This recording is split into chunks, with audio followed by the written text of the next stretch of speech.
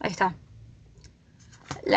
En esta materia vas a empezar con la unidad de liberalismo y neoliberalismo. Mm, Y después la segunda unidad de Estado y globalización. Eh, yo no te voy a dar todos los textos porque vuelta es un pantallazo general, hay muchos textos de teóricos, muchos textos de prácticos, pero lo que sí fue seleccionar a los que me parecen más relevantes y a partir y seleccionar a los que necesitas entender para poder entender a los otros. ok, Entonces, bien. el primer texto que te van a dar en el práctico, bueno, que ya lo viste, me imagino, es el de Noceta, que es como una introducción a la teoría liberal. En este Ujú. texto lo que hace es establecer las tradiciones que formaron a la teoría liberal para poder explicar lo que sería el neoliberalismo. El concepto clave de la teoría liberal, que es con el que te tenés que quedar, es el afán de lucro, pero no el afán de lucro sostenido en el individualismo, sino sostenido en una sociabilidad natural, donde somos todos una sociedad de productores. La sociabilidad es espontánea en el ser humano, así como el afán de lucro y el progreso de uno, el afán de lucro de uno, implica el progreso de todos. Y en eso se sostenía la teoría liberal. ¿Quién desarrolla principalmente esto? Adam Smith. Pero él va a establecer que es necesaria una frugalidad política.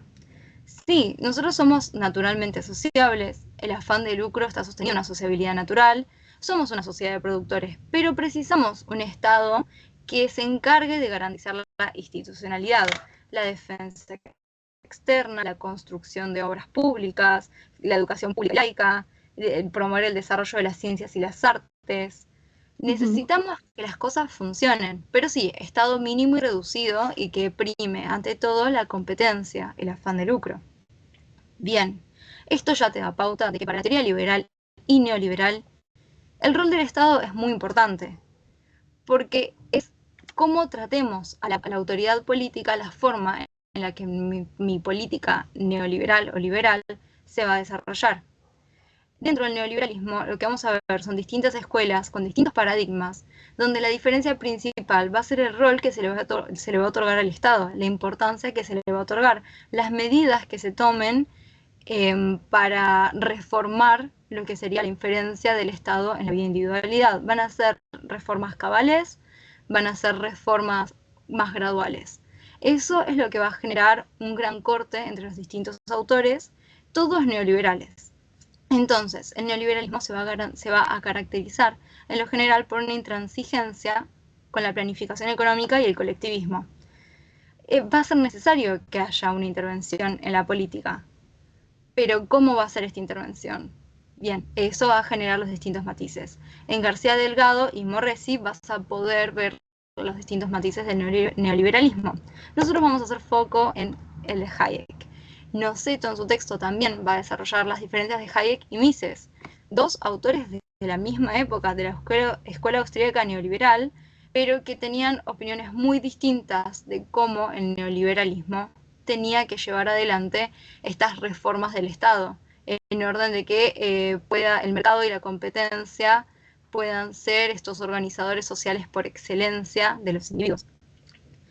Hayek, que es el autor que leemos, establece que el Estado, que tiene que haber un Estado de Derecho que promueva la lógica del mercado y la competencia, que garantice las condiciones para que el mercado y la competencia sean los organizadores sociales por excelencia.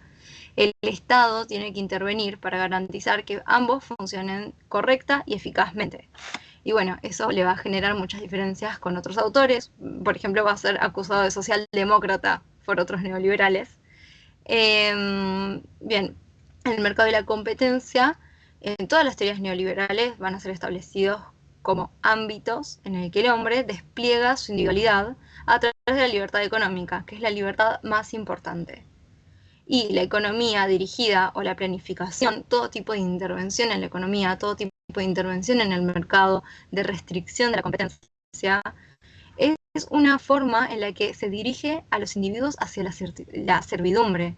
Se van a buscar altos ideales a partir de colectivismos donde se destruye la libertad y se va a obstruir el mercado y la competencia, y los sujetos pierden su individualidad. Es una dictadura económica que termina siendo una dictadura en todos los ámbitos de la vida de los sujetos, porque de vuelta, sin libertad económica, perdemos todo el resto de las libertades. Y bien, en la contraposición, eso es como una perspectiva general neoliberal, pero de vuelta, ¿qué quiere hacer Hayek ante esto? Reformas graduales, un Estado de derecho que garantice previsibilidad de las leyes, que garantice el funcionamiento del mercado y la competencia, pero ¿a qué nos puede remontar? A la frugalidad de Adam Smith, que se garantice una institucionalidad. Mises está en el otro lado del espectro, contemporáneo a Hayek y neoliberal también, pero él es un utilitarista clásico. Y él se basa en un principio de sencillez. El Estado mínimo tiene que tener una política negativa. El Estado solo tiene que... las únicas políticas que tiene que hacer el Estado son para destruirse a sí mismo, porque el Estado siempre es una imposición violenta. Se tienen que hacer reformas cabales para reducir el Estado al mínimo. Nunca va a haber una forma en la que el Estado tenga algún tipo de intervención que no sea violenta, que no sea coactiva. ¿Quién encarna esta visión más que nadie? Rothbard. Rothbard es un poquito más cercano a nuestros tiempos que Hayek y Mises. Él es de la escuela austríaca neoliberal y que, como puso inclinación clara hacia la postura de Mises, él es un hiperadversario del Estado. Él escribe en el Manifiesto Libertario que el derecho absoluto de propiedad es el axioma central y es el único derecho humano natural, y es el derecho del cual se les desprende la libertad. El mercado es el único orden social sin interferencias, sin transgresión y sin transgresiones al derecho absoluto de propiedad. El individuo se va a desplegar como tal al máximo en el ámbito del mercado y la competencia. Y el del Estado nunca viene nada bueno. No importa si es un Estado de derecho, no importa si es un Estado que promueve el mercado y la competencia, como establece Hayek. El Estado es violento, avasalla al derecho de la propiedad, siempre es coactivo, y la tarea del libertario es reducirlo al mínimo, destruirlo. Por eso se lo llama anarcocapitalistas. No quieren un Estado, hay que desacralizar el Estado. Es quitarle todo ese valor moral que se le otorga al Estado, porque el Estado lo único que hace es obstruir nuestra posibilidad de ser libres. Y el sistema de capitalismo de laissez-faire, perdón mi pronunciación, es esta propuesta de Rothbard que propone una garantía del derecho a la propiedad privada irrestricta y libre comercio, donde hay libertad individual, por ende se sigue la naturaleza humana, el único derecho humano natural, el de la propiedad, el derecho de propiedad irrestricto, y donde no puede llevar a nada más que prosperidad. ¿Vamos bien? Sí. Excelente. Sí. Bien. Después tenemos autores de teóricos. Rothbard es el autor de teóricos que siento que mejor encarna toda la explicación del neoliberalismo. Tenemos otros como Torre, que habla de la especificidad de las reformas neoliberales en América Latina, pero yo seleccioné a Fukuyama y a Head. A Fukuyama. Bien. Fukuyama lo que hace es criticar el menosprecio del Estado, ve el impacto que tuvo el neoliberalismo en el mundo y establece que lo importante del Estado es su calidad. Le preocupa la desigualdad que se dio por la financiarización de la economía y la monopolización del mercado, y establece que el neoliberalismo como que se está desviando de las bases del liberalismo. Como que el liberalismo buscaba el crecimiento económico, la autonomía y la convivencia pacífica. Pero esta desigualdad que se genera por la financiarización de la economía está dando lugar a una crisis de representación. Se está destruyendo el mismo sistema liberal y está dando lugar a populismos y autoritarismos. Entonces es como el mismo neoliberalismo lo que está llegando a gobiernos que van por fuera del sistema democrático liberal. ¿Cómo podemos alcanzar el fin de la historia, el fin de las ideologías y llegar a una democracia liberal y eficaz? Es establecer un equilibrio entre derechos individuales y la cohesión social. Nos tenemos que adaptar a los nuevos problemas. No podemos seguir preocupándonos solo por cuestiones económicas, porque hay un montón que se nos escapa de las manos. Y es por eso que avanza la desigualdad. Tenemos que también tener en cuenta cuestiones culturales. Eso es como la tesis de Fukuyama. Y después encuentra Held, que habla un poco también más de esto. Habla de que desde que se estableció un sistema estatal westphaliano, hay como una globalización político-económica donde priman los estados soberanos, la figura de los estados soberanos, su autonomía, la relación jurídica entre ellos. Pero que desde que se da la caída del Estado moderno, el Estado está perdiendo autonomía porque están ascendiendo nuevas redes de poder globales. Se está imponiendo redes globales por sobre la autonomía de los estados se están debilitando y eso está dando lugar a grandes desigualdades, porque no olvidemos que en el sistema estatal westphaliano se establece una igualdad formal entre todos los estados, pero sigue habiendo una clara imposición de aquellos estados más fuertes, aquellos estados desarrollados sobre los estados subdesarrollados. Y tenemos lugar a un capitalismo desorganizado donde los estados están perdiendo autonomía, están debilitados y hay redes de poder globales que se están imponiendo por sobre los estados, principalmente aquellos más débiles. Y nos preguntamos, bien, estas son las consecuencias del libre mercado. El libre mercado no nos está trayendo, el mismo plantea que Fukuyama, no nos está trayendo quizá más libertad, más prosperidad. Está condenando a algunos estados, está promoviendo la desigualdad. Y por último, en este popurrí de la unidad 1 y 2 está Schmitt, que Schmitt tiene dos textos, por lo menos en esta primera parte, porque después tenemos dos textos de Schmitt de la segunda parte. Tenemos al Nomos de la Tierra y al segundo, que es la unidad del mundo. En el Nomos de la Tierra lo que establece Schmitt es como un recorrido histórico por lo que sería el título jurídico fundamental de la forma de organización política. Entonces, establece en el Nomos de la Tierra que las actividades fundamentales de la convivencia humana son tres: el apacentamiento, el trabajo de la tierra y la distribución del terreno y los bienes. Y estas dos actividades fundamentales para poder vivir requieren de la toma y apropiación de la tierra. Esto es fundamental porque no hay un imperio sin dominio, necesitamos la toma y la apropiación de la tierra.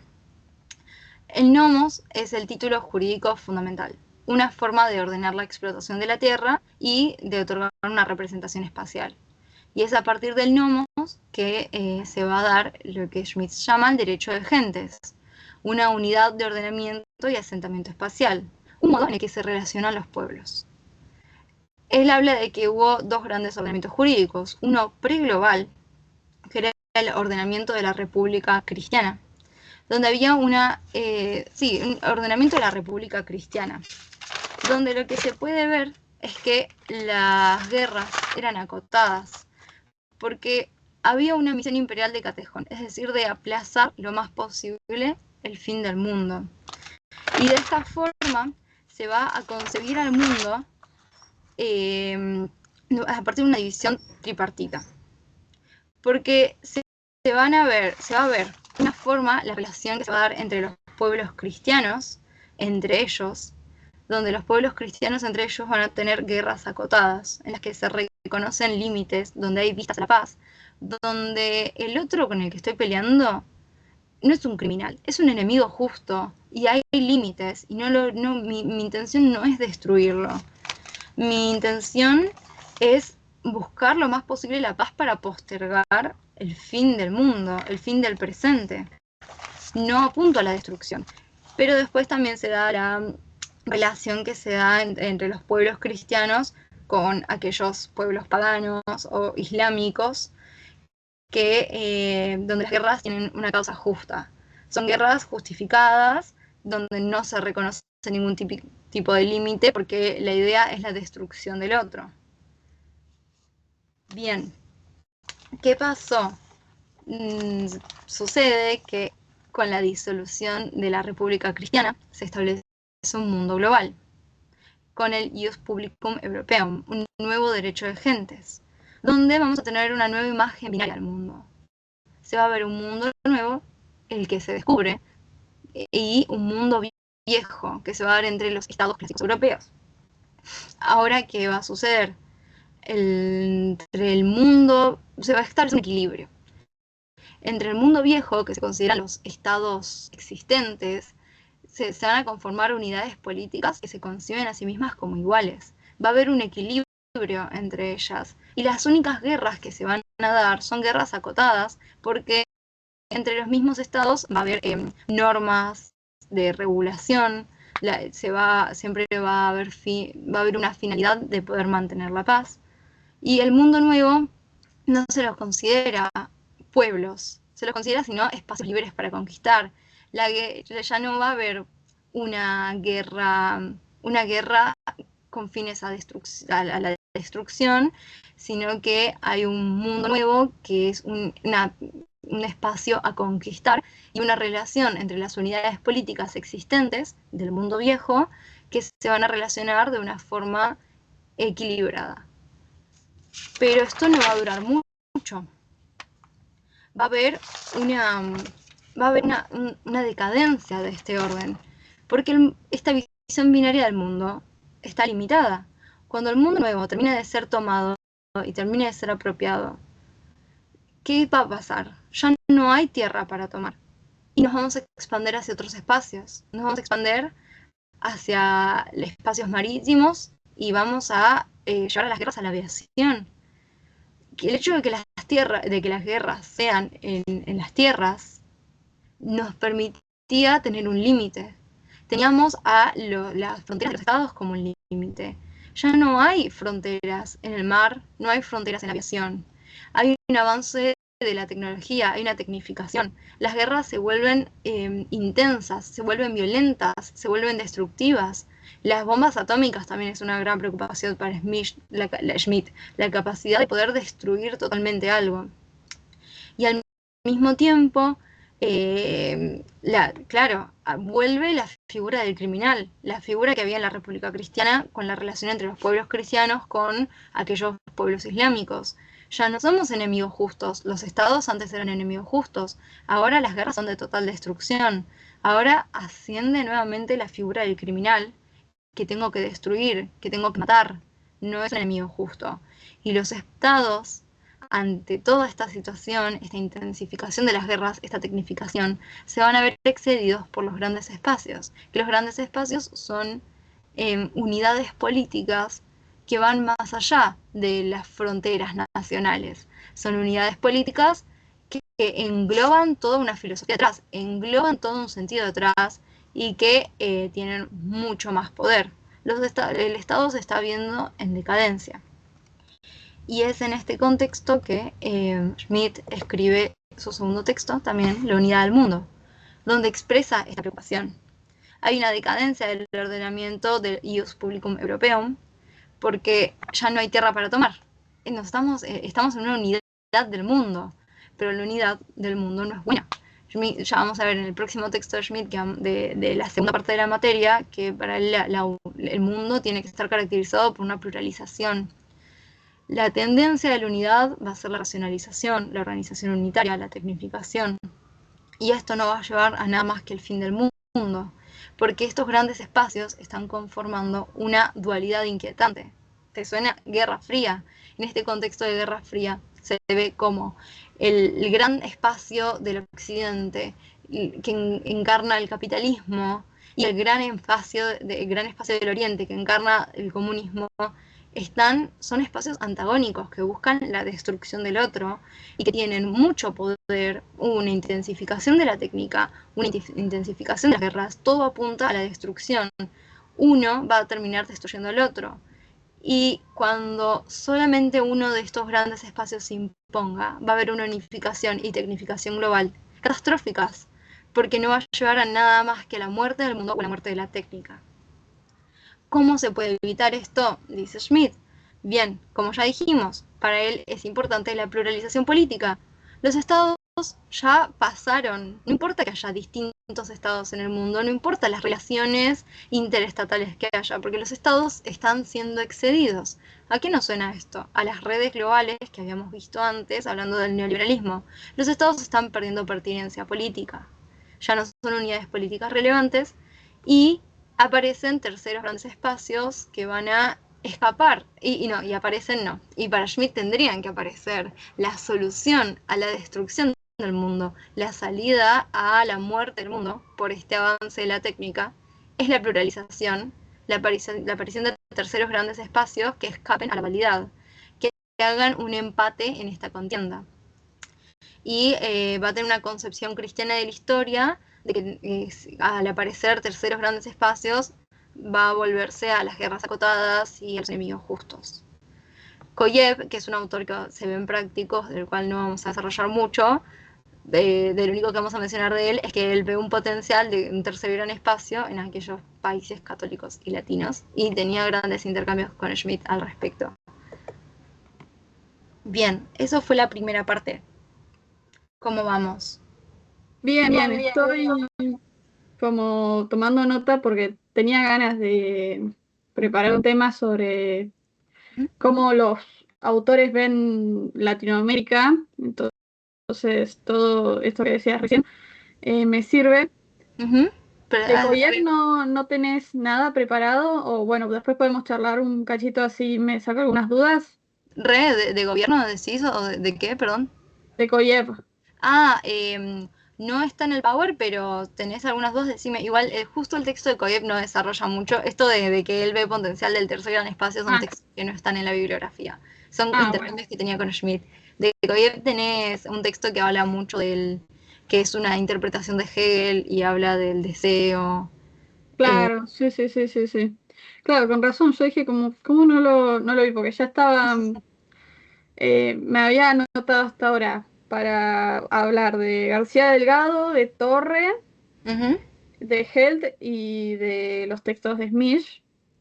Sí. Entonces, claro, me parecía raro, digo, ¿por qué no entendí nada? O sea, no entendí nada del texto de Koyev, técnicamente. No, es un dato de color, pero no, Okay, el texto de Koyev no habla mucho del... Bueno, se lo voy a tirar el jueves a Tireni, como diciendo, no, porque así se piensa que algo más sé. Bueno, dale, continúa. Continúo. Bien. Igual, muy lindo el tema de Latinoamérica. La segunda parte se va a abordar los temas de desarrollo económico y cuestión social y de acción política y democracia. En el PowerPoint solo tenemos textos de prácticos y 2 de teóricos que son Lefort y Rancière, que hablan del postfundacionalismo. No obstante, tengo los autores de teóricos que conforman toda esta segunda parte, solo que no están en el PowerPoint, pero te los puedo decir, te puedo decir más o menos de qué habla cada uno, a ver si algo te suena con tu tema y al final podemos charlar. Dale. Bien. Sí. Entonces, empezamos con Rawls. Rawls, bueno, en esta segunda parte ya vamos a ahondar quizá temas un poco más abstractos, porque ya nos fuimos de lo que es el análisis del neoliberalismo, el liberalismo, ahora estamos pensando en tensiones o discusiones, un avance de la discusión, bueno, ¿qué es más importante, la igualdad o la libertad? Bien, vamos a ahondar en esa discusión, vamos a hablar de justicia social. Rawls nos va a hablar de que una sociedad justa se basa en 2 principios. Una igual libertad irreductible para todos. O sea, una libertad que no hay cálculo social, que no hay regateo político que pueda disminuir. Todos somos libres. Pero un segundo principio que establece que la injusticia solo es tolerable si evita una injusticia mayor. Ojo con eso nos da pie a hablar de lo que es la cooperación en sociedad. Todos vivimos mejor en sociedad y los individuos libres son conscientes de ello, son conscientes de que para conseguir sus fines individuales es mucho mejor la cooperación, la vida social.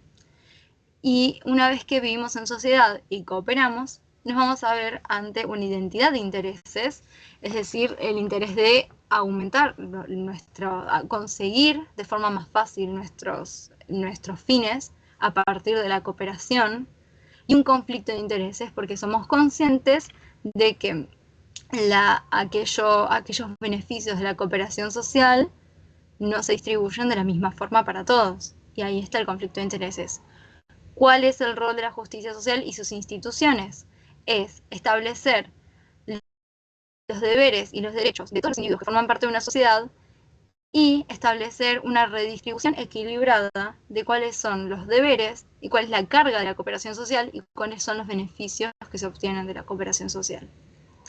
Entonces Rawls establece, todos buscamos la justicia social. Ahora, ¿qué entendemos cada uno de nosotros por una redistribución equilibrada? Bueno, ahí ya es tema de cada uno. Pero lo que Rawls quiere es establecer una generalidad y establecer que todos buscamos al final del día nada más ni nada menos que una redistribución equilibrada de las cargas y los beneficios de la cooperación y de los derechos y los deberes de cada uno de los individuos.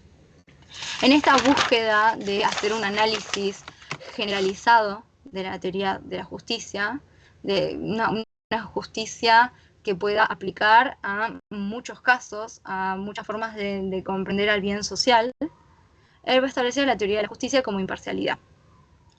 Parte de una teoría de la justicia contractual. Establece que hay un contrato social, como en Hobbes, por ejemplo, donde cada uno de nosotros partimos de una posición de igualdad, porque hay un velo de ignorancia, no sabemos de qué lugar partimos, y al mismo tiempo somos todos libres y cada uno tiene fines y somos desinteresados, no en una cuestión de egoísta, sino en una cuestión de que nos interesan nuestros propios fines, nos vamos a preocupar por los fines del resto.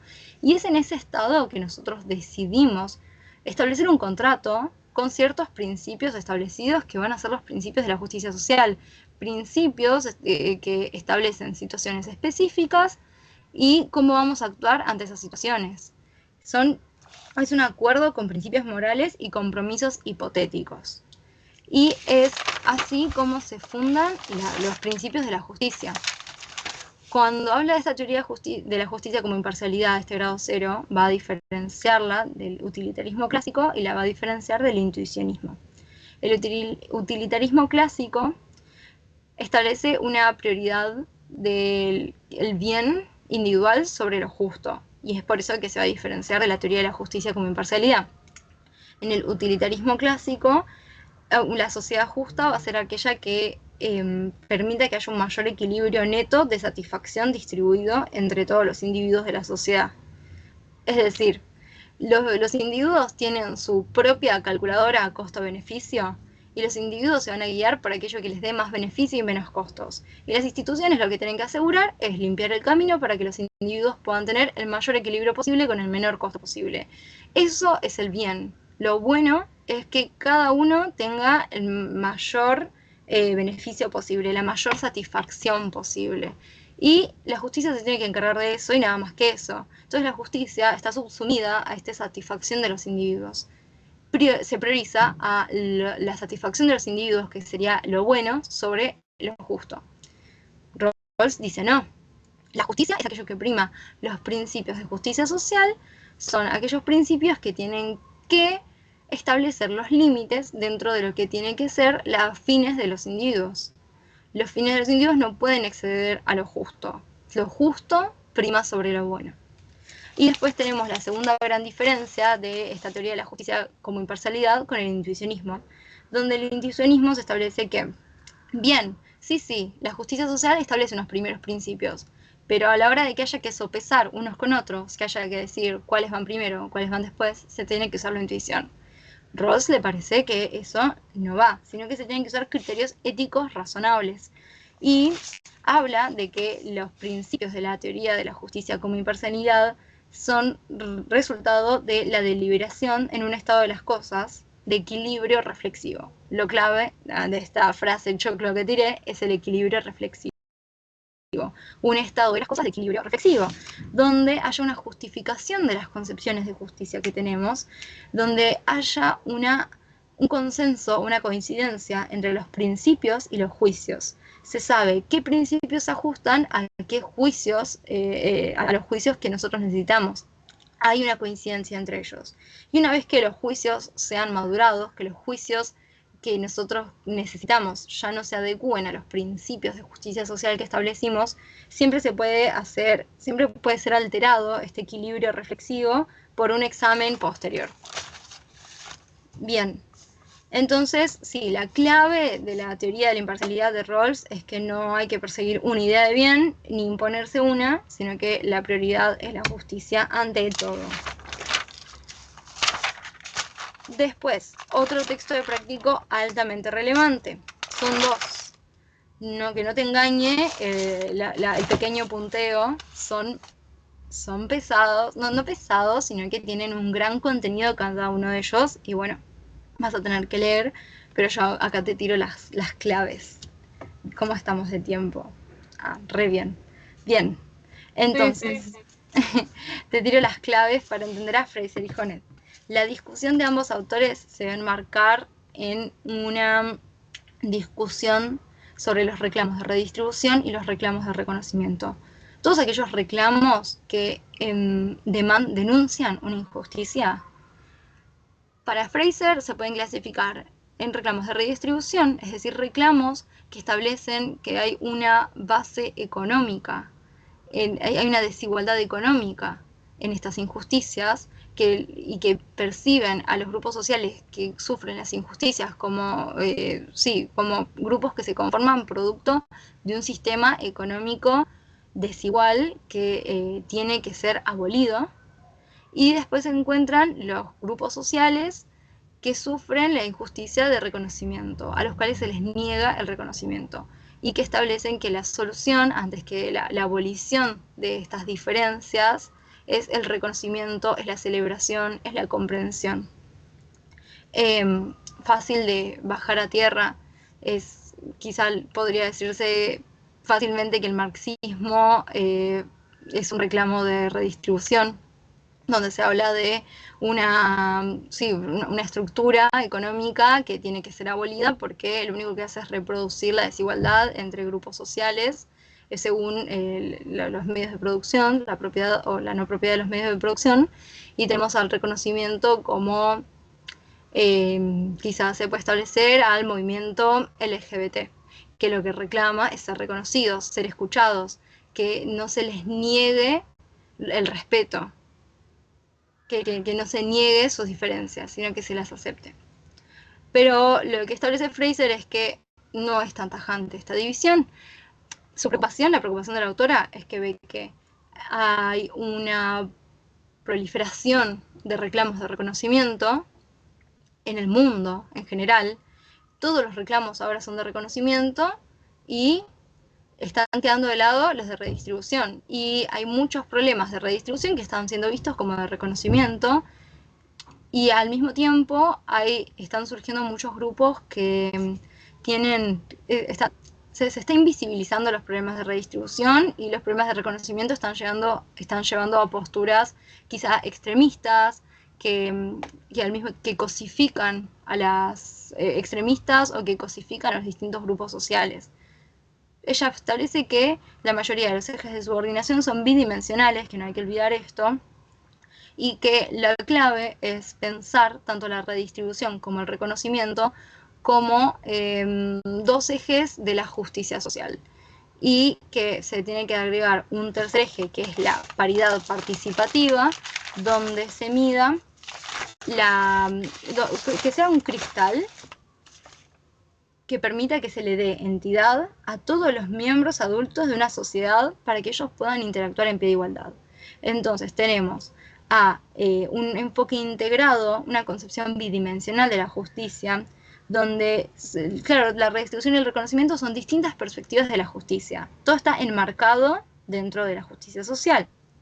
Y el núcleo normativo, el tercer eje, que va a ser la norma para percibir estos dos ejes, va a ser la paridad participativa.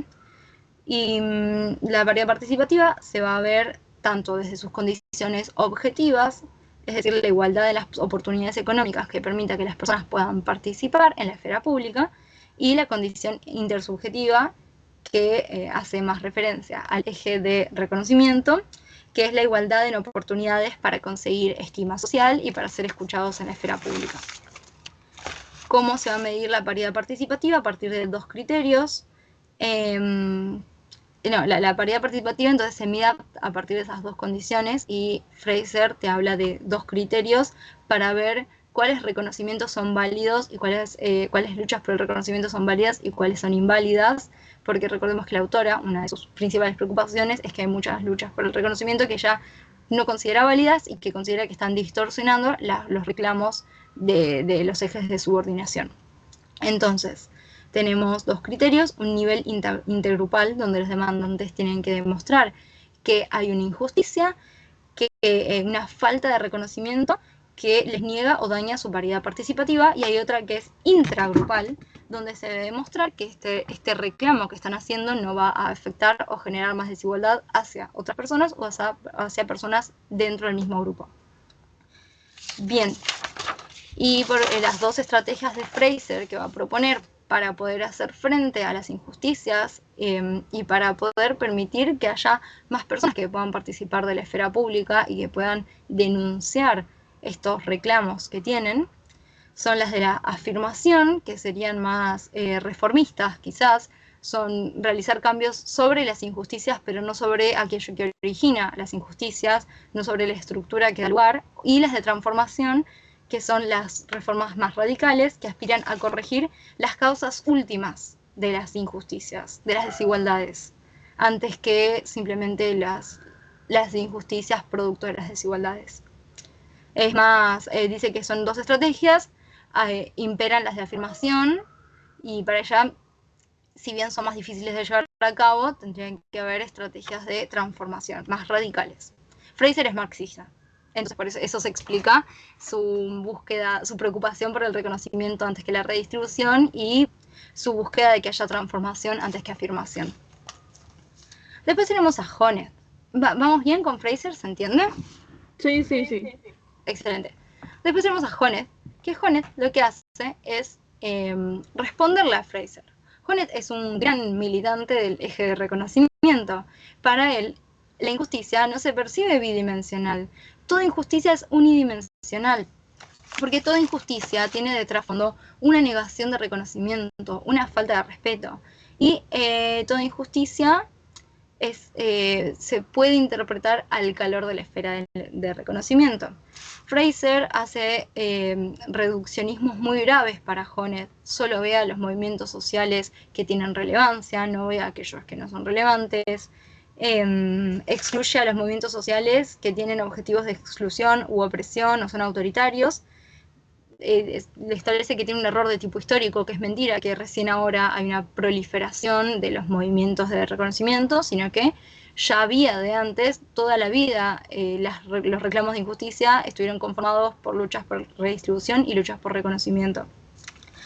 Va a rechazar el modelo bidimensional, de vuelta va a establecer que toda injusticia es unidimensional, y va a robustecer la esfera de reconocimiento. Va a robustecerla.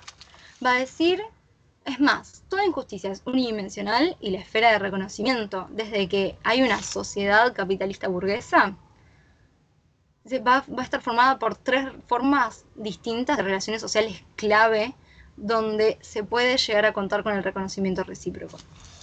Son tres: las relaciones íntimas, las relaciones jurídicas y las relaciones sociales flexibles. Las relaciones jurídicas, además, son clave que Honneth las tenga en cuenta, porque una de sus críticas a Fraser es que ella en ningún momento tiene en cuenta el concepto de igualdad jurídica, y que todo tipo de desigualdad no es solo una injusticia, sino que es una ruptura de la ley, es una ruptura de la ley de igualdad jurídica. Bien, volvemos entonces a un robustecimiento de la esfera de reconocimiento, que está conformada por tres relaciones: las relaciones íntimas, cuyo principio normativo es el amor; las relaciones jurídicas, cuyo principio normativo es la igualdad jurídica; y las relaciones sociales flexibles, cuyo principio normativo es el reconocimiento al esfuerzo, es decir, al mérito. Él va a criticar a la paridad participativa, porque la paridad participativa es arbitraria. La distribución y el reconocimiento no son más que esferas de la justicia, pero Fraser en ningún momento establece qué es la justicia, qué es lo justo, qué es una vida buena, si son fines deseables o no. Simplemente la paridad participativa es una consecuencia de la autonomía en la esfera pública, y la distribución y el reconocimiento son medios para lograr el fin de la paridad participativa, pero no hay una idea de qué es deseable y qué no. Honneth va a darle una vuelta de tuerca a esto, va a establecer que tiene que haber una vida buena que persiga el progreso moral. Una sociedad justa que cultive la vida buena. Y una vida buena es una vida donde haya una mayor expansión posible del reconocimiento en las 3 esferas que te hablé antes. ¿Puede ser que hayas querido hablar? Escuché algo. No. Ah, genial. Bien, entonces, Honneth te da una vuelta de tuerca, te dice, tiene que haber una vida buena. Una vida donde estas 3 esferas del reconocimiento estén lo más expandidas posible. Porque eso va a permitir aumentar las oportunidades del desarrollo de la individualidad y al mismo tiempo va a permitir que se dé un proceso de inclusión social, una expansión de la inclusión de los sujetos como miembros plenos de la sociedad. Y eso es lo que va a dar lugar al progreso moral. Y entonces son estos 3 principios rectores de cada una de las relaciones sociales, como ya dijimos, la igualdad jurídica, el reconocimiento al esfuerzo y el amor o los afectos, los que van a determinar la idea de justicia social. Va a haber una concepción plural de la justicia que va a concebir a estas 3 esferas y que estas 3 esferas al mismo tiempo se encuentran dentro del reconocimiento, porque la mayor expansión de las 3 esferas implica el mutuo reconocimiento. Son relaciones sociales que implican un mutuo reconocimiento. ¿Vamos bien? Sí. Excelente. Eso es Honneth y Fraser. Ahora tenemos a los próximos 2 autores clave de esta unidad, estas 2 unidades, que son Schmitt y Arendt. Schmitt lo que establece es que el concepto de justicia, de Estado, presupone el concepto de lo político. Entonces, lo que hace es negar toda la teoría estatal alemana, toda la teoría del Estado, que establece que lo político equivale a lo estatal. Él muestra que estamos en una nueva época donde la democracia de masas va a traer una serie de innovaciones que van a impedir que se continúe afirmando que hay una equivalencia entre lo estatal y lo político. Lo político empieza a exceder a lo estatal. Hay áreas que hasta ese momento eran neutrales, como la religión, la cultura, la educación, que van a perder su neutralidad. Y el Estado ya no es el único sustentador de lo político. Lo político se encuentra en todos lados. Se comienza a diluir la participación política. Por otro lado, habla de que lo político excede lo estatal porque, como ya hablamos, hay un presunto fin de la estatalidad. La era de la estatalidad llegó a su fin. Bien, va a definir al Estado como el estatus político de un pueblo organizado en el interior de unas fronteras nacionales, un modo de estar particular de un pueblo. Y todos los rasgos del Estado, el Estado está subsumido a lo político. No son lo mismo, sino que todos los rasgos del Estado van a adquirir sentido una vez que se comprenda lo político. Pero recordamos, lo político excede a lo estatal. Lo político se va a definir conceptualmente por una distinción última específica, que es la de amistad y enemistad. Es una distinción específicamente política a la que todas las acciones y los motivos políticos se pueden remitir. Lo político no es una esfera en sí misma, sino es un criterio de distinción, la amistad y la enemistad, que va a señalar un grado de intensidad en un conflicto político que va a producir uniones, amistades, o separaciones, enemistades.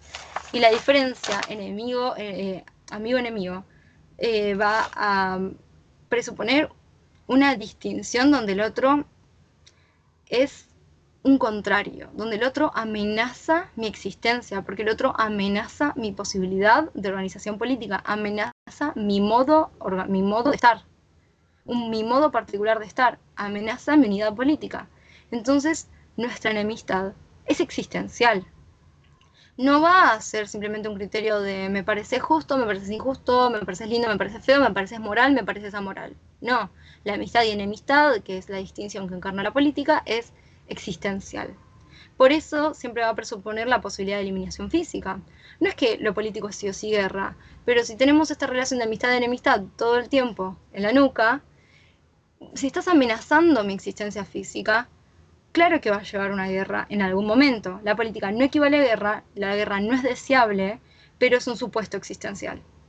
Después, la enemistad siempre va a ser pública. La enemistad política siempre es pública porque toda enemistad que refiere a un conjunto humano va a devenir público.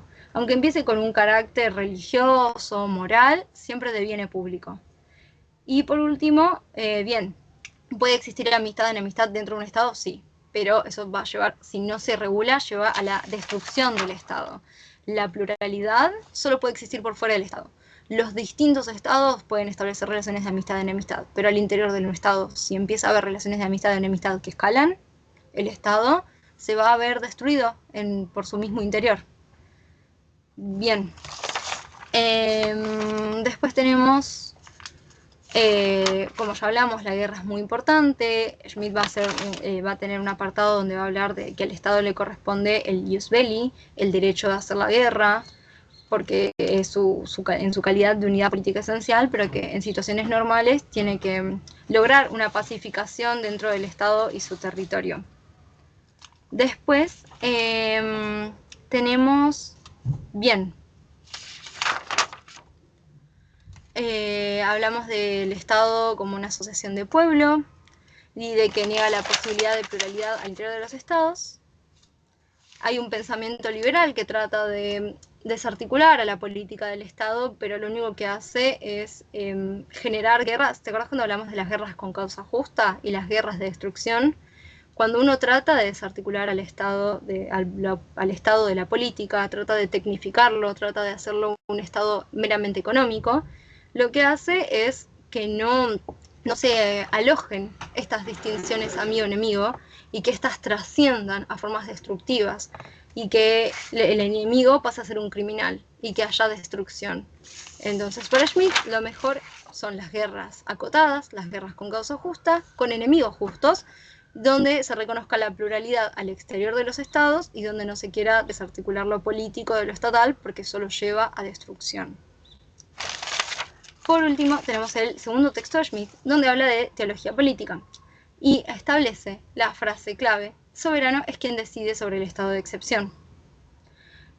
La soberanía se opone a la soberanía antes, con la teoría del Estado, las teorías jurídicas, se entendía como una soberanía hipotética o abstracta, una norma fundamental hipotética de la competencia del Estado de darse normas a sí mismo. Pero tenemos un cuestionamiento de Schmitt de esto, que esa afirmación que dice es de Kelsen, un gran exponente de la teoría jurídica del Estado. No hay que hacer solamente un foco en la carga jurídica, porque esto le va a dar impotencia política al Estado. Se tiene que también tener en cuenta la cara sociológica del Estado. Y por eso Schmitt establece que es el Estado soberano, porque el Estado es quien decide sobre el estado de excepción. En una situación de excepción, la decisión de declarar que esa situación es una situación de excepción donde las normas, donde el derecho tiene que dejar de funcionar para dar lugar a un nuevo derecho que pueda hacer frente a esta situación de excepcionalidad, es el Estado. Entonces, el Estado va a decidir, va a tener la competencia de decidir que estamos en una situación límite. Hay un límite constitutivo del derecho, entonces tiene que ser suspendido para poder renacer de vuelta y para poder funcionar con normalidad de vuelta. Claro, el orden jurídico depende de la decisión del Estado, por eso el Estado tiene el monopolio de la decisión excepcional.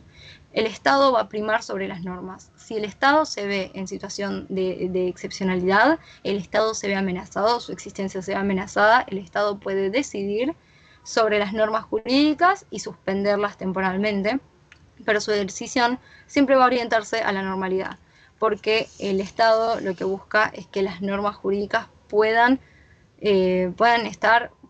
hacer frente a los problemas de los estados de normalidad, puedan funcionar las normas con la menor interferencia de la decisión excepcional posible, que haya una primacía, que siempre haya una orientación hacia la normalidad. ¿Vamos bien? Esos fueron los dos textos de Schmitt. ¿Se entendieron? Sí. Excelente. Sí. Yo quería usar el segundo, el de teología política. Se llama el concepto de lo político. No, perdón, teología política. El otro es el concepto de lo político, sí. Sí.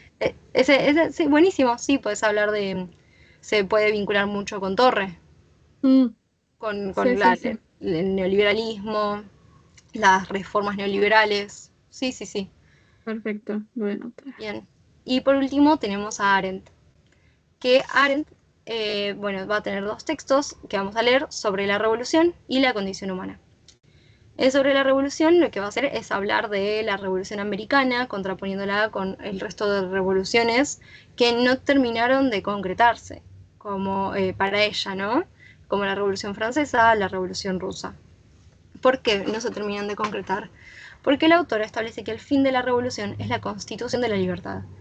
Una revolución exitosa implica la fundación de un nuevo sistema político, y una revolución que no hace eso se queda a la mitad. La revolución tiene 2 momentos, la liberación del régimen opresivo y la institucionalización de la revolución, que es un momento donde se funda un gobierno constitucional, donde haya un gobierno legítimo, donde esa libertad, ese poder revolucionario pueda ser fijado, porque sin este segundo momento de institucionalización, toda esa libertad ya no se va a poder cumplir y no se va a poder ser libre poderosamente. Bien, las revoluciones como la rusa o la china, que no cumplen el segundo fin de las revoluciones, no hay un establecimiento de la libertad, quedan como un gobierno indefinidamente revolucionario, no un gobierno constituido, y esto hace que nunca se termine de constituir la revolución. Por otro lado, tenemos a la Revolución Francesa, que tiene el error fatal de temer al poder revolucionario, y entonces hay un devenir terrorista. ¿Qué es la constitución de la libertad? Es construir nuevos centros de poder. No hay que temer al poder. Para Arendt hay que tener confianza en el poder, porque el poder da lugar a libertad, y cuanto más poder haya, más regulación del mismo poder hay, porque el poder solamente solo puede ser limitado con más poder. Hay que evitar el vacío de poder, porque el vacío de poder no da lugar a nada nuevo, no da lugar a nada bueno, no da lugar a más que impotencia, y hay que crear poder, hay que evitar la monopolización del poder. Es eso lo que hizo la Revolución Americana. El poder y la libertad se implican mutuamente y aparecen cuando los seres humanos se reúnen en torno a un proyecto común. Ahora, la Revolución Norteamericana, tenemos el claro ejemplo de esto, donde ante el poder revolucionario se fijó a partir de un gobierno constitucional, donde este poder colectivo de acción pudo ser albergado. Se combinó la acción y el poder en las facultades constituyentes, fundacionales y constructivas, y dio lugar a la fundación de cuerpos políticos que pudieron albergar todo ese poder revolucionario. No se lo perdió, sino que hubo una constitución de la libertad, y por eso fue una revolución altamente exitosa. Para Arendt, al confiarse en el poder y establecerse una constitución que sea fuente de derecho, es decir, que la soberanía se encuentre en el pueblo, pero que haya una constitución que sea la fuente del derecho, se logró romper con un círculo vicioso donde la voluntad de la multitud, que es cambiante y peligrosa, es aquello que lidera todo, y donde se degenera el principio de mayoría en un gobierno de mayoría. Hay un documento escrito, objetivo, duradero y estable, y una autoridad secular y objetiva. No se comete el error de la Revolución Francesa de que el pueblo sea tanto fuente de soberanía como fuente de derecho. Ya no nos manejamos con absolutos, sino que hay poder, hay distintas fuentes de poder que permiten que haya un equilibrio, que permiten que se confíe en el poder revolucionario, que se lo consolide, pero que a la vez no se haga al pueblo fuente de poder y de autoridad, sino que la autoridad sea la Constitución. Hay una confianza en las promesas mutuas, hay una confianza en la posibilidad de frenar a la naturaleza humana individual con vínculos comunes. Y el poder continúa siendo del pueblo, pero hay un mecanismo necesario que permite que el poder contrarreste al poder, que no haya una sola fuente de poder, que no haya un monopolio del poder, y que permite que sea un gobierno estable donde se pueda ser libre poderosamente. ¿Cuál es toda la premisa teórica de este desarrollo que hace Arendt? Bueno, la premisa teórica se encuentra en la condición humana, donde ella va a hablar de que hay dos tipos de vidas, vida activa y vida contemplativa. La vida activa va a estar compuesta por tres grandes actividades: la labor, el trabajo y la acción. Y ella va a desarrollar muchísimo sobre la acción, porque la acción es la actividad política por excelencia. Todo acto posee la cualidad política porque engloba a un otro, porque la acción tiene como condición humana la pluralidad, que es a la vez condición de toda actividad política. Cuando se lleva a cabo la acción, claro, se están creando las condiciones para el recuerdo, para la historia, y para la preservación de cuerpos políticos, porque se está actuando conjuntamente. La acción tiene ciertas características, nunca se puede hacer solo, siempre necesita la presencia de otro. Ya dijimos, revelan la cualidad de ser distinto. Los humanos se presentan unos a otros mediante la acción. Es impredecible, porque no puede limitarse. Y es la única actividad que constituye la esfera política, es decir, el espacio de aparición. Y da lugar al poder, porque el poder tiene como única limitación la existencia de otras personas y como única condición la pluralidad, la reunión de personas en torno a un proyecto común. El temor de Arendt es que la acción quede subsumida a lógicas que intenten limitarla, que intenten limitar su impredecibilidad, que intenten limitar la pluralidad de la acción, que esta lógica acontecimental que tiene. Y en esa búsqueda de limitar a la acción se está limitando la libertad, se está buscando la abstención de la participación de las personas en la esfera pública, porque la acción es la participación en la esfera pública. La acción política es un acto libre, pero no necesariamente construye libertad, porque nunca se puede saber sus consecuencias.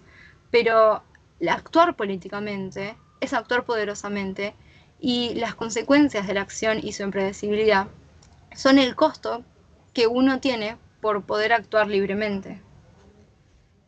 Hay que evitar el caos y la impredecibilidad, pero la autora ofrece dos alternativas o dos formas que al mismo tiempo son dos remedios que son potencialidades de la misma acción, que permiten remediar o dar una especie de redención de estas características de la acción que generan incertidumbre. Tenemos a la facultad de perdonar y la de hacer y mantener promesas. Con la facultad de perdonar, la irrevocabilidad de la acción tiene una cierta redención, un cierto remedio, porque no se deshacen los actos del pasado, pero sí permiten escapar del círculo vicioso de estar encerrado, de estar limitado en el pasado. Perdonar permite la agencia, permite no quedar confinados para siempre a una acción y sus consecuencias. Y después tenemos la facultad de hacer y mantener promesas, que es el remedio para la impredecibilidad. Nunca vamos a poder quitarle la impredecibilidad a la acción, pero podemos establecer la seguridad al futuro incierto. Podemos pensar en un horizonte común y mantener la propia identidad. Eso es Arendt en la condición humana. Por último, autores que me parecen relevantes, pero ahora vamos a hablar un poco más de los autores de teóricos. Te los menciono por arriba algunos, pero bien, ahora vamos con el último eje importante de esta segunda parte de la materia. Es cuando ya estamos hablando explícitamente de postfundacionalismo. El postfundacionalismo es un marco teórico que establece que no hay fundación única posible, porque no todo lo instituido es permanente. Se puede obstruir, deconstruir y reconstruir, y se entiende que la política es distinto a lo político. Lo político es lo invisible, un enfrentamiento o contienda, una expresión misma de un conflicto, el antagonismo. Lo político es el conflicto que hay detrás de todo, y la política es el resultado de aquel conflicto que va a impregnar la institución. Si uno se centra en el institucionalismo o el no institucionalismo, solo se está viendo la política y no se tiene en cuenta lo político, y es tener una visión sesgada de lo que implican las relaciones de poder, porque para poder entenderse la política se tiene que entender a lo político, esta dinámica entre ambos.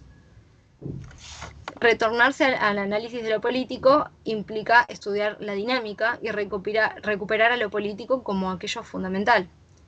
Y para eso tenemos que salir de los grandes conceptos, de esta modernidad que te establece que hay conceptos y pilares establecidos con sus definiciones exactas y donde hay una certidumbre que invade todo. Se tiene que adoptar a que... Sí, se tiene que acoger a que la idea de que no hay marcadores de certeza, de que no hay grandes razones, sino que rige la incertidumbre. Hay procesos singulares, no hay procesos determinados, sino singulares, que todo en última instancia es innombrable, temporal e impredecible.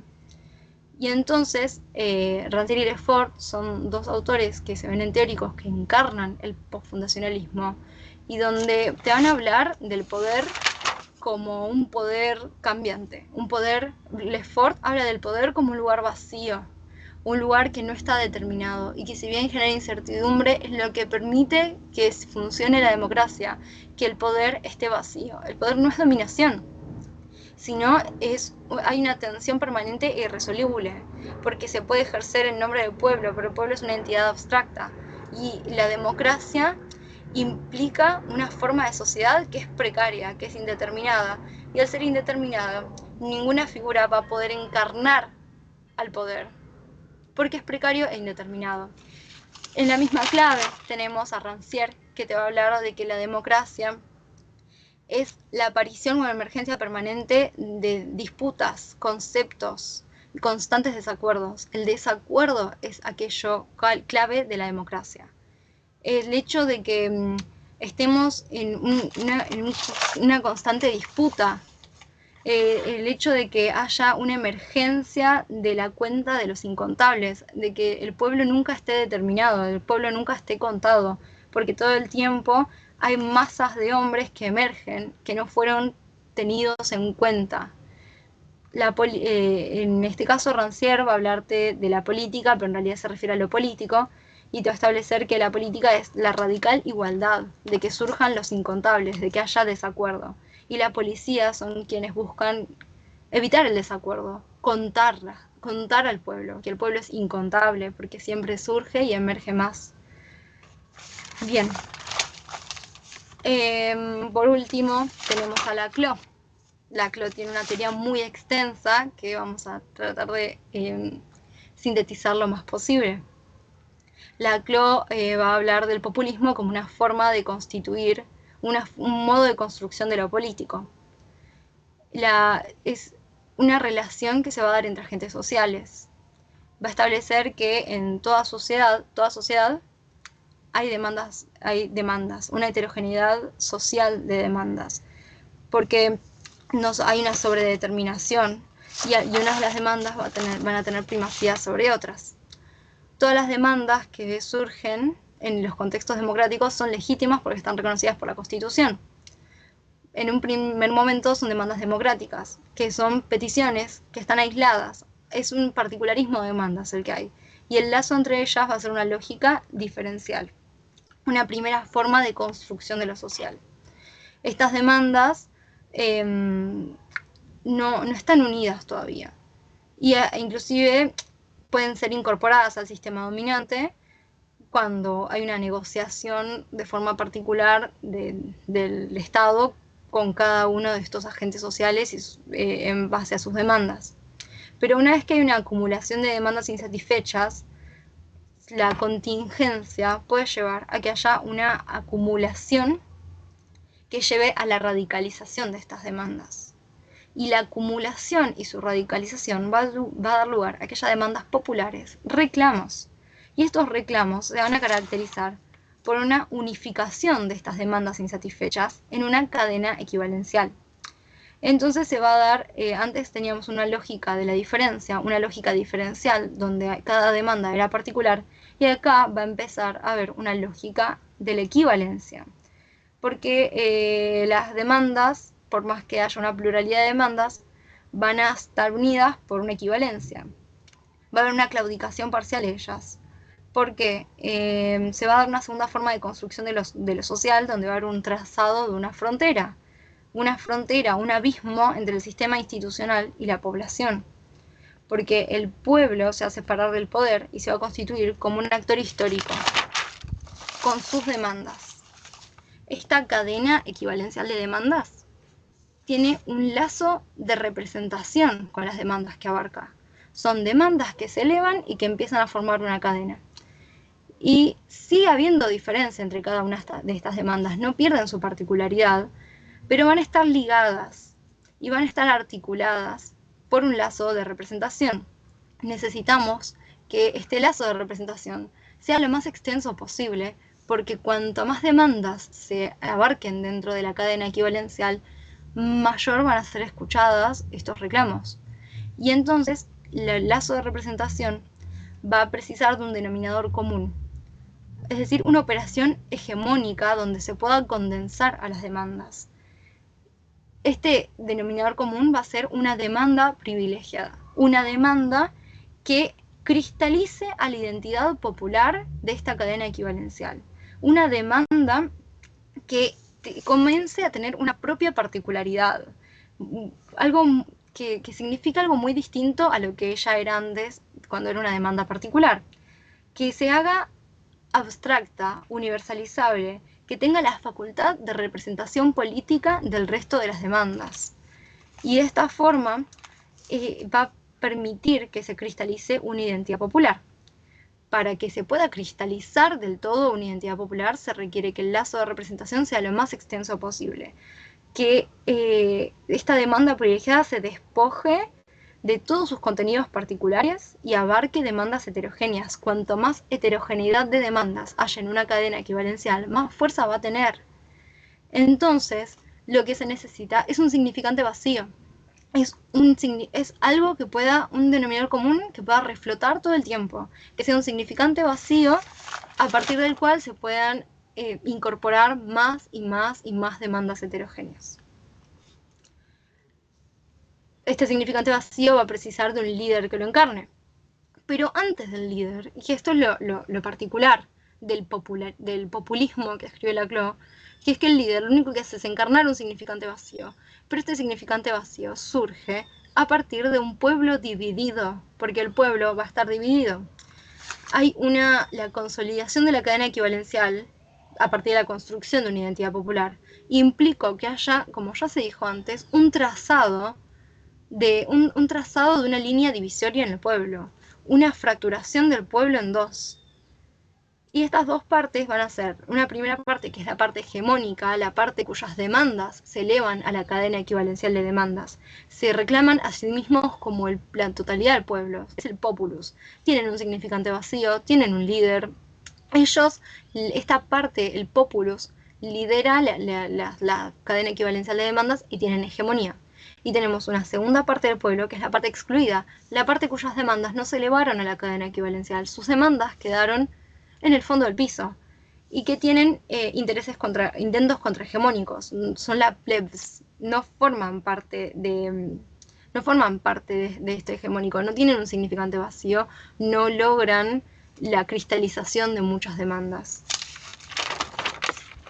Como ya dijimos, el líder va a encarnar el significante vacío, va a generar odio visceral en esta parte del pueblo excluida y un amor irracional en esta parte del pueblo hegemónica, esta parte del pueblo que se conforma por el significante vacío y cuyas demandas están en la cadena equivalencial.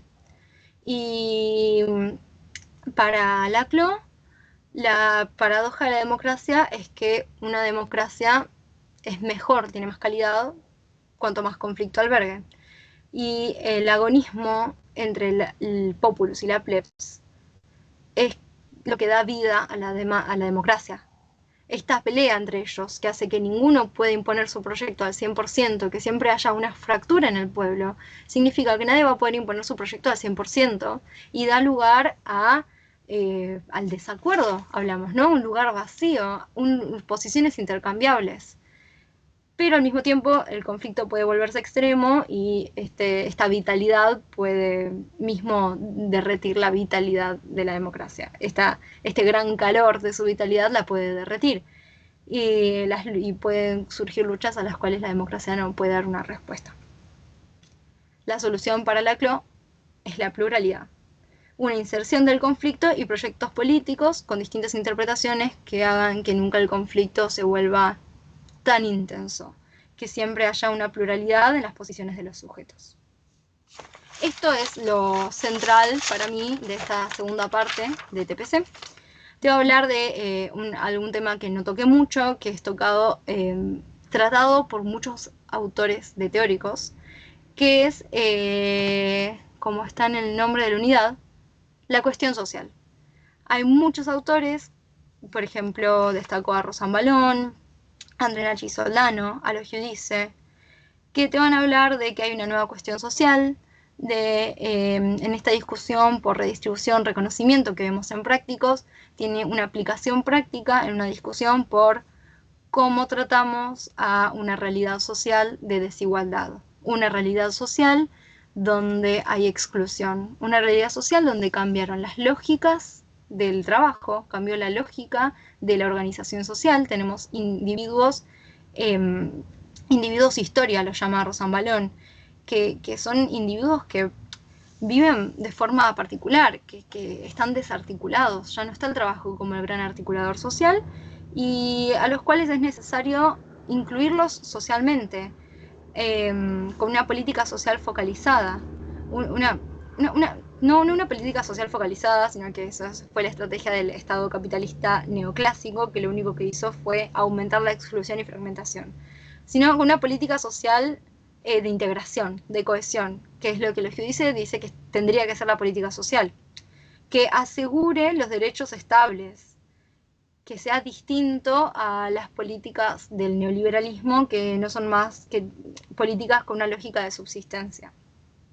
Es un tratamiento de la cuestión social desde la inclusión, además de darte un plan social económico para que sobrevivas, de activación, donde te doy un subsidio de baja cuantía. ¿Se entiende? En esta clave está bueno que leas a los teóricos.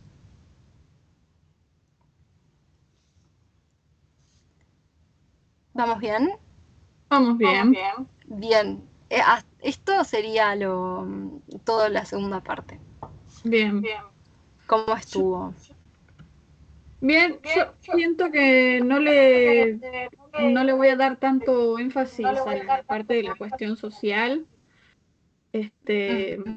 Tengo más ganas de hablar de Abeles y Basualdo para lo que es la unidad 3 y Sí. después unidad 4, estoy viendo tal vez